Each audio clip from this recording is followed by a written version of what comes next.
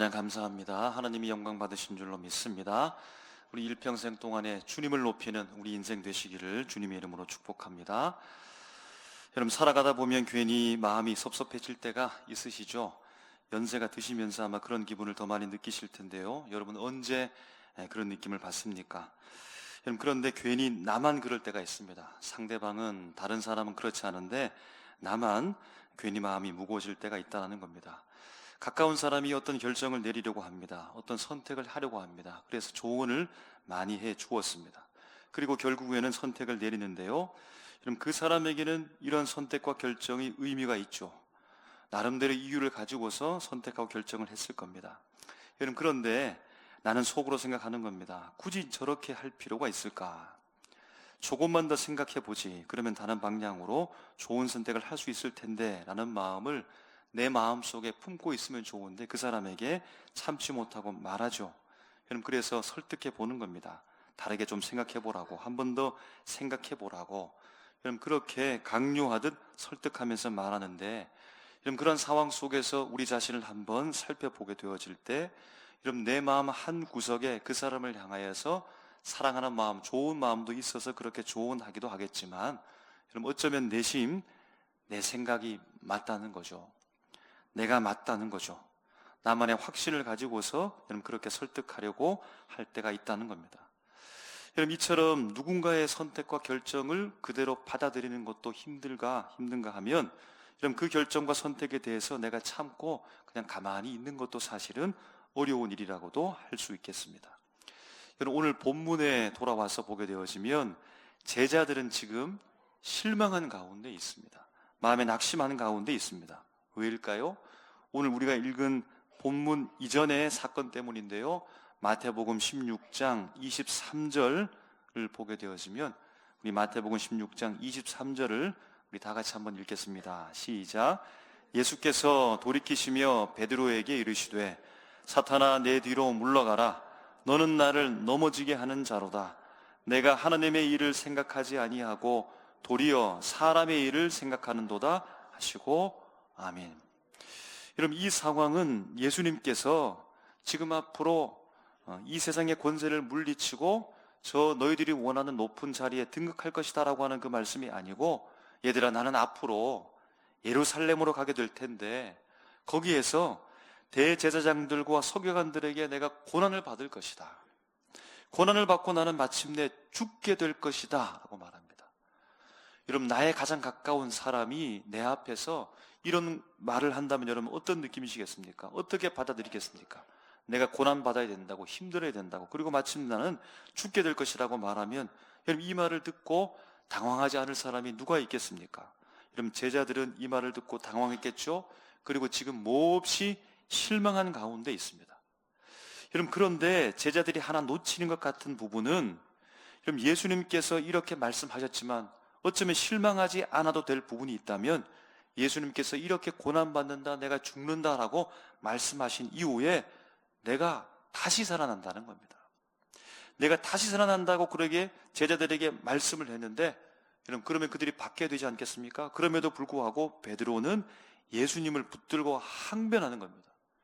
주여, 그렇게 하지 마십시오. 주님, 그 길 가서는 안 됩니다라고 이렇게 말하고, 다른 제자들도 아마 그 마음과 똑같았을 것입니다. 아니, 예수님께서 분명히 고난받은 이후에 구체적인 날짜까지 언급하면서 내가 3일 후에 다시 살아나게 될 것이다 라고 말씀을 했는데, 왜 베드로와 그의 제자들, 함께한 사람들은 예수님을 항변하면서까지 여러분 그 길을 말리고 있는 것일까요? 여러분, 예수님은 자신이 하려고 했던 그 사역의 방향들 그들에게 알려주고, 제자들의 예수님 제가 돕겠습니다라고 말한 것이 아니라 오히려 가로막히듯 그들의 항변을 들은 상황입니다. 부딪혔습니다. 여러분, 그러면 좀 적당히 하시고 속으로 생각하시고 혹은 그 길을 노선을 바꾸어도 될 텐데, 예수님께서는 그럼에도 불구하고 적당히 하고 거기에서 멈추지 않습니다. 마태복음 16장 24절 말씀에 보게 되어지면, 누구든지 나를 따라오려거든 자기를 부인하고 자기 십자가를 지고 나를 따를 것이니라 라고 말씀하는 겁니다. 예수님께서 마치 탱크처럼 자신이 계획한 일에 대해서 조금도 물러섬 없이 앞을 향하여서 나가시겠다는 겁니다. 그럼 제자들은 예수님의 이 요청에 대해서 어떻게 받아들일까요? 누구든지 나를 따라오려거든 자기를 부인하고 자기 십자가를 지라. 살고자 하면 죽고 죽고자 하면 산다라고 하는 말과 같습니다. 그럼 마음이 어떻습니까? 점점 부담감이 오는 거죠. 부담을 느끼게 되는 겁니다. 그러면 예수님의 이 길을 제자들이 따를 수 있겠습니까? 안 그래도 지금까지 해오던 행적을 통해서 예수님을 따라오니까 예수님이 반대에 부딪히고 예수님을 미워하는 사람들이 한두 명 많이 생겨나기 시작하는데, 그럼 그 부담을 제자들도 함께 지금 받고 있는데 예수님께서 이 말을 하고 있으니까 제자들은 마음 가운데 얼마나 부담이 되겠습니까? 안 그래도 힘든데요. 앞으로 예수님 따르기가 얼마나 더 부담스러워지겠습니까? 여러분, 특별히 요즘 같은 세상에 부담이라고 하는 것은 대단히 부담스럽죠. 부담을 준다라고 하는 것은 대단히 부담스럽죠. 편안하게 교회를 다니고 싶은데 자꾸 부담을 주면 그럼 교회 나오기가 힘들죠. 편안하게 따를 수 있도록 그냥 가만히 내버려 두면 되는데 자꾸만 독촉하듯 그렇게 말하게 되어지면 심기가 불편해지죠. 그냥 가만히 있어도 언제라도 갈 수 있는 접근성이 좋게 하고 자연스럽게 내가 따라갈 수 있도록 그냥 내버려 두고 아무렇지도 않은데 그냥 나를 잘 이끌어주면, 부담스럽지 않게 이끌어주면 좋겠는데 예수님께서 하신 말씀이 고난을 받으라고, 너 죽으라고 말합니다. 순종하라고 말합니다. 내가 그렇게 된다라고 그렇게 말하니까 여러분, 그런 말을 들은 사람이 어떻게 모이고 그런 말을 들은 사람이 어떻게 주를 따르고 교회에 나올 수가 있겠습니까? 여러분, 그런데 사실 앞에서도 말했듯이 예수님께서는 분명 제자들에게 이 힘들고 어려운 길만 말한 것이 아니지요. 예수님께서는 분명히 내가 다시 살아날 것이다 라고 말했습니다. 오히려 죽게 되어지면 살게 될 것이다 라고 예수님께서 말씀하셨습니다. 왕권을 가지고 내가 다시 오겠다라고도 분명히 예수님께서 말씀하셨습니다. 그런데 제자들은요, 이미 기분이 상했을까요? 마음이 돌아서지 않습니다. 생명과 왕권에 대한 아주 구체적인 그리고 명확한 설명을 해주지 않아서일까요? 이해를 못해서 그런지 제자들의 마음은 여전히 불편하고 언짢습니다. 여러분, 그렇게 이런 상황 속에서 오늘 본문 17장 1절 말씀이 시작되는데 이런 말씀으로 시작되죠. 엿새 후에라는 말입니다. 여러분, 그러니까 앞에 있던 상황과 지금 17장 1절부터 우리가 읽은 이 본문을 함께 연결한다라고 볼 수 있겠습니다. 여러분, 마태가 굳이 시간을 명시한 것은 의도적인 것이겠지요. 여러분, 이는 독자들에게 지금 방금 16장에 말했던 예수님의 그 고난 십자가 이야기와 지금 이제 읽게 되어지는 17장 1절부터 이하의 이 말씀을 함께 읽으라고 하는 의도가 이곳에 있다는 겁니다. 여러분, 그런데 왜 하필 예수님께서는 엿새 이 말씀을 통해서 말씀을 이어가게 될까요? 여러분, 이 말씀은요, 출애굽기 24장에서 모세가 시내산에 올라가서 하나님을 만났던 여러분 그런 일들 중에 엿새라는 말과 연상시키며 그 내용과 연결한다고 볼 수 있겠습니다. 모세가 시내산으로 올라갔다면 예수님은요, 어느 산입니까? 높은 산으로 올라갔다라고 말합니다. 여러분, 일명 우리가 읽게 되어지는 변화산으로 올라갔다라는 겁니다. 여러분, 이 높은 산은 어디일까요? 세 가지 정도로 추측을 하게 되어지는데요. 갈릴리 평야 남쪽에 위치한 다볼산일 수도 있고, 아니면 이스라엘 북쪽 저 최고봉인 가이사라 빌립보 근처에 위치한 헐몬산일 수도 있고, 아니면 갈릴리 북쪽에 있는 다른 산인 메론산일 수도 있다라고 그렇게 추측하기도 합니다. 여러분, 어쨌든 예수님께서 올라가신 장소는 높은 산이라는 겁니다. 여러분, 이 높은 산에 올라가신 이유를 16장과 연결해서 추측해 보게 되어지면 16장에서 예수님과 제자들의 관계는 소원해졌죠. 예수님께서 제자들에게 부담을 주었습니다. 그래서 제자들은 부담을 느끼면서 침울해졌죠. 이런 마음이 섭섭함이 있을 수 있습니다. 그렇게 부담스러운 상황 속에서 이러한 일들을 예수님께서 해결하기 위해서, 전환점을 마련하기 위해서 이 높은 산으로 올라갔을 것으로서 추측해 볼 수도 있다는 겁니다. 여러분, 이런 일이 생겼을 때 여러분 어떠합니까? 예수님께서 그냥 차 한잔 하면서, 커피 한잔 하면서, 얘들아 그동안 힘들었지, 나의 제자로 따라오는 것이 쉽지 않은데 여기까지 온 것만 해도 대단하다라고 하면서 고생이 많다라고 위로해 줘도 될 텐데요. 아니면 맛있는 식사를 하면서 그들의 마음을 풀어주고 우리 육체의 만족감과 안정함이 있으면 우리 마음도 풍부해지니까 거기에서 마음을 풀고 우리 다시 한번 열심히 해보자고, 그럼 그렇게 해도 되지 않겠습니까? 아니면 사역을 잠시 멈추고 휴가 갔다 오라고 하기도 하고 함께 좋은 곳으로 여행을 다녀와도 되지 않겠습니까? 여러분은 이러한 상황 속에서 어떤 방법으로 해결을 하시겠습니까? 예수님께서 선택하신 방법은 모세를 연상케 하는 높은 산으로 가시는 거였습니다. 그런데 또 한 가지 특이한 점이 있다면 제자 전부, 곧 12명을 예수님께서 데리고 올라가신 것이 아니라 단 3명만 데리고 올라가셨다는 겁니다. 그들이 누구입니까? 베드로와 야고보와 요한이었습니다. 여러분, 그런데 지금 마음의 부담을 가지고 섭섭하고 침울한 가운데 있는 사람들은 12명의 제자 전부인데 예수님께서는 3명만 데리고 올라간다는 겁니다. 나머지 9명은 산 아래 그냥 남겨두었습니다. 여러분, 왜 나머지 9은 산 아래 남겨두고 3명만 데리고 올라가신 이유가 무엇일까요? 여러분, 올라간 3명은 예수님과 함께 있으니까 어쩌면 문제가 해결될 수도 있겠죠? 그들은 좋을 겁니다. 여러분, 그런데 나머지 9은 어떠합니까? 여전히 그들의 마음은 답답할 것이고 침울할 것입니다. 이 사실을 알게 된 9명의 제자의 마음은 어떠할까요? 예수님께서 저들만 좋아한다고, 3명만 좋아한다고 시기와 질투가 또 차별과 분열이 더 심해지지 않을까요? 이런 변화산을 경험한 이 3명의 제자들, 그리고 그들로부터 다른 제자를 만났을 테인데 그래서 어떻게 되어졌을까요? 나머지 9명의 제자도 마음이 풀어졌을까요? 그리고 다시 한번 우리가 예수님의 제자로서 마음을 다잡고 열심히 사역하자고, 따라가자고 우리가 결심하면서 그렇게 다시 한번 하나가 되었을까요? 이런 구체적인 설명은 없고 해결된 모습도 잘 보이지 않습니다. 단지 우리가 읽었던 이 본문의 말씀 속에서 마지막 말씀, 마침이 이렇게 묘사됩니다. 8절에 제자들이 눈을 들고 보매 오직 예수 외에는 아무도 보이지 아니하더라. 아멘. 오늘 본문은 그저 예수를 보았다라는 말씀으로 마무리되는 것 같은데요, 그러나 다시 말해지면 예수님을 보게 했다는 뜻이라고 합니다. 예수님을 보게 했다. 그러면 이 높은 산 변화산에서 마지막 장면에서 예수님을 보게 했다, 예수님을 보았다라고 하는 이 말의 의미는 무엇일까요?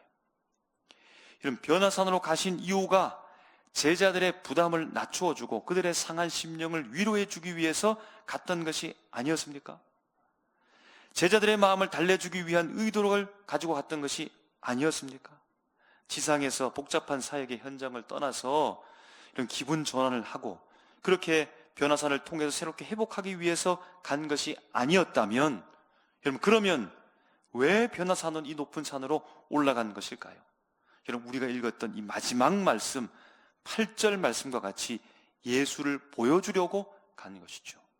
곧 예수가 누구인지 보여주기 위해서 이 높은 산 변화산으로 올라가게 되었다는 것. 예수님께서 거기에서 변형되셨습니다. 그래서 그 산을 변화산이라고 말씀합니다. 영광의 모습입니다.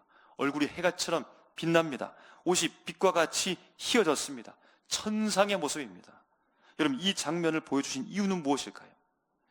이전에 예수님께서 제자들에게 내가 고난과 십자가를 지겠다, 죽겠다라고 하는 이 말씀에 대해서 제자들이 부담을 느꼈는데, 기분이 상했는데 이 마음을 풀어주기 위해서 다시 그 이후에 영광이 있다는 사실을 알게 하기 위해서 예수님의 이 화려한 장면을 보여주셨을까요? 십자가, 고난을 참으면 나중에는 영광이 온다라는 사실을 알려주기 위해서 예수님께서 변형되신 이 모습을 보여주신 겁니까?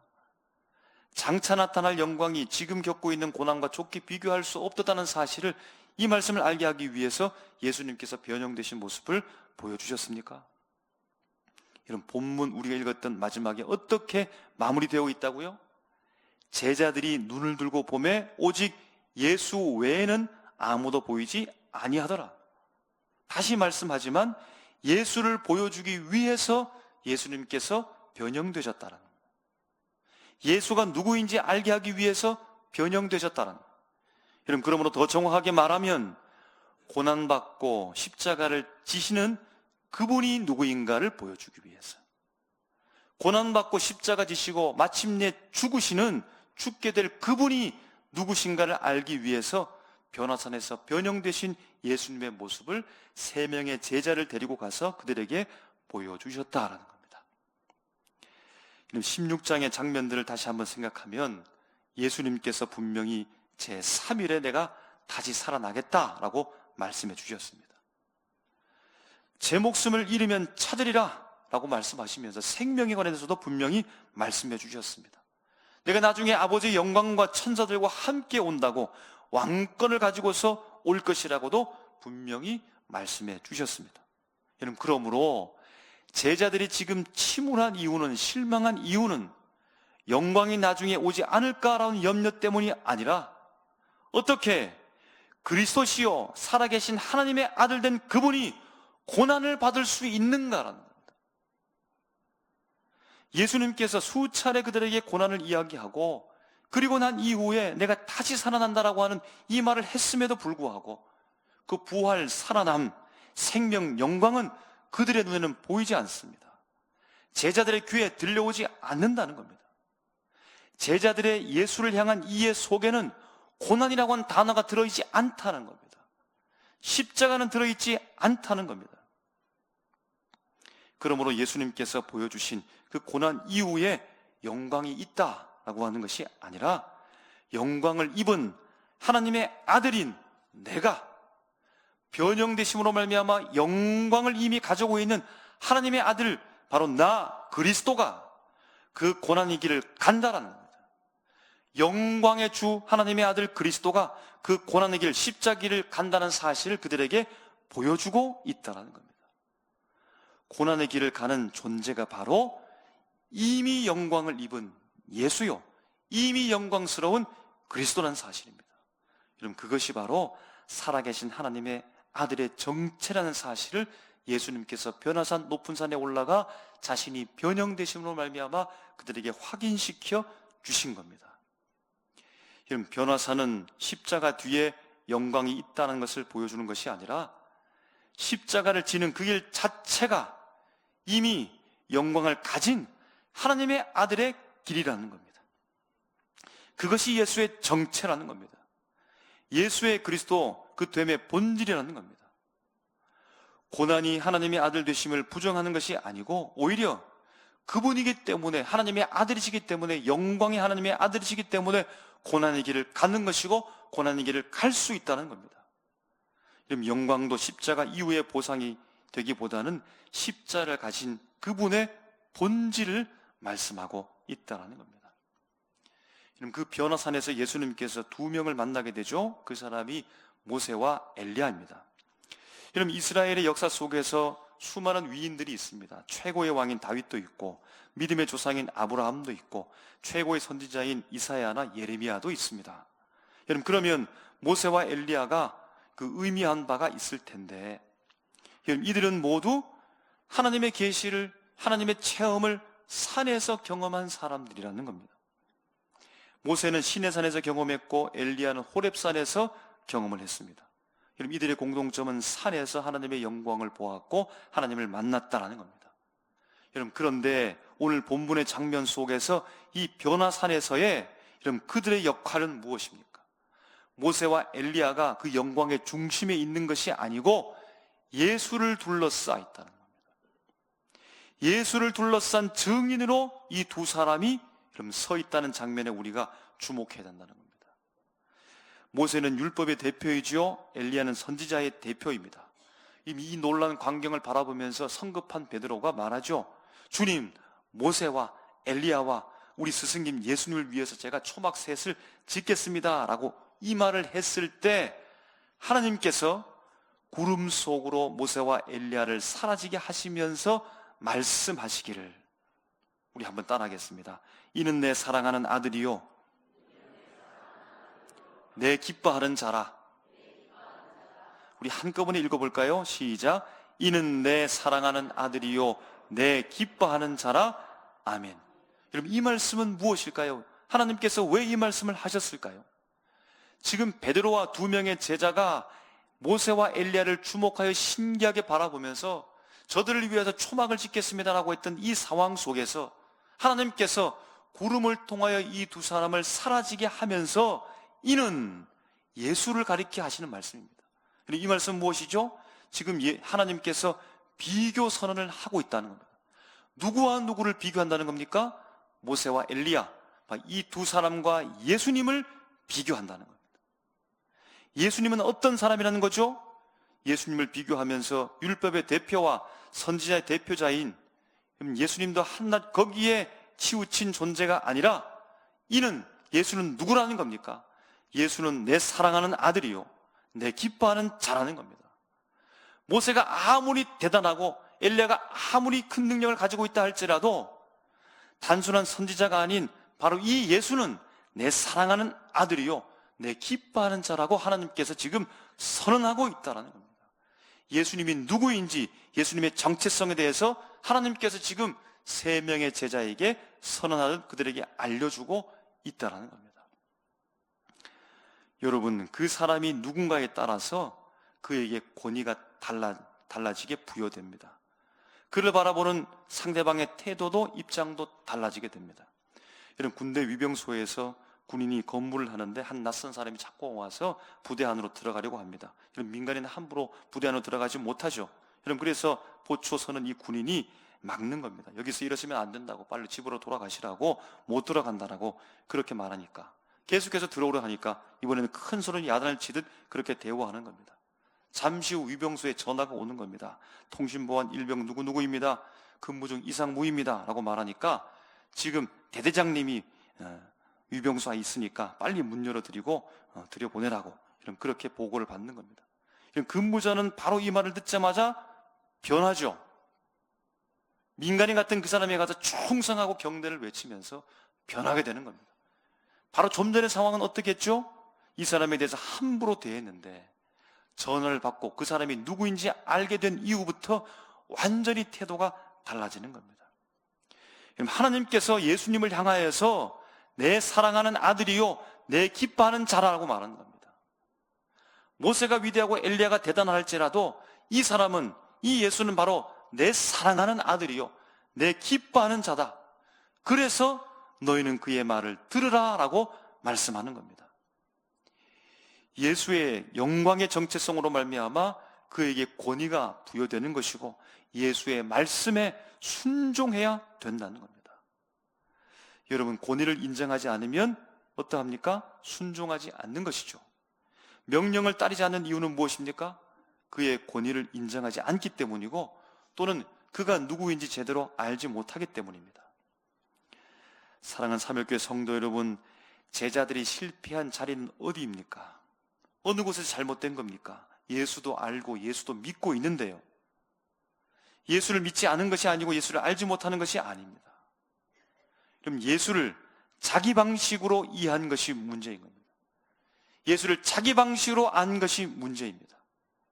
여러분, 그들은 예수를 그리스도로 고백을 했습니다. 여러분, 그러나 그 그리스도는 고난 없는 그리스도였습니다.